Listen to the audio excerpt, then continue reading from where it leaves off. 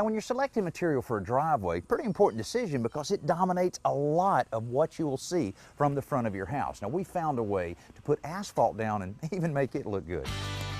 The first step is setting the form boards. That's right, form boards.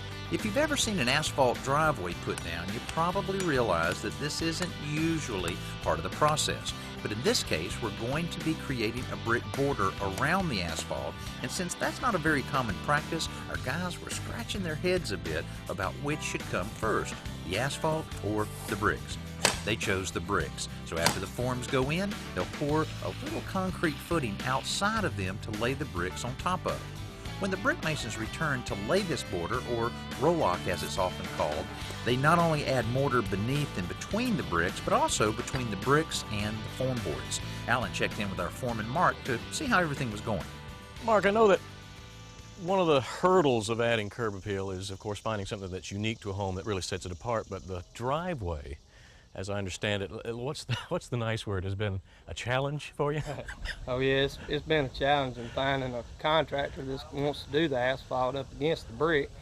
All of them just didn't want to do it because of the roller, and Right. So we finally got an asphalt man that says he can handle it, and so we're about ready to get started. Well, how often have you seen that, guys? I'll be honest, I've seen the brick roll-lock on a cement driveway, but I've never seen it on asphalt.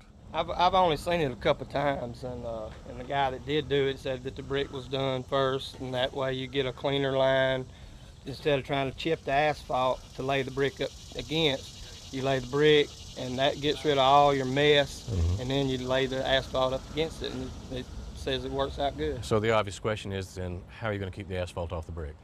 They're just going to go through there and just hand work everything. And whenever they get the roller up there, they're going to put plywood on top of this brick roll-lock to keep the roller from actually crushing it and pushing the asphalt on top of it. All right, now what are the guys up to now before they start? They're doing their final grade, about the third time because of the rain and everything, but they're doing the final grade, and here in just a little bit they're going to be laying some asphalt. Well, once they get it down, let's find out what it looks like. All right. That final grading Mark mentioned is important because the asphalt will follow the contour of the ground beneath it, and we don't want that to include any humps, bumps, or dips. When the crew is satisfied that the ground is ready, the asphalt is dumped from the delivery truck into a hopper on the paving machine to be evenly distributed over the driveway.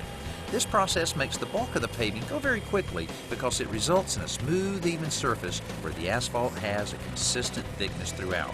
That works for most of the drive, but the machine can't quite get up next to the brick border in the curve, so the crew uses shovels and rakes to level out the asphalt and blend it in with the adjacent area laid by the machine.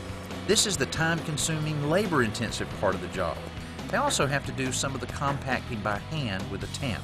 This is really slow work around the perimeter of a drive this size, but eventually it's ready for the roller, which completes the compacting process and begins cooling the pavement down so that it'll become stable.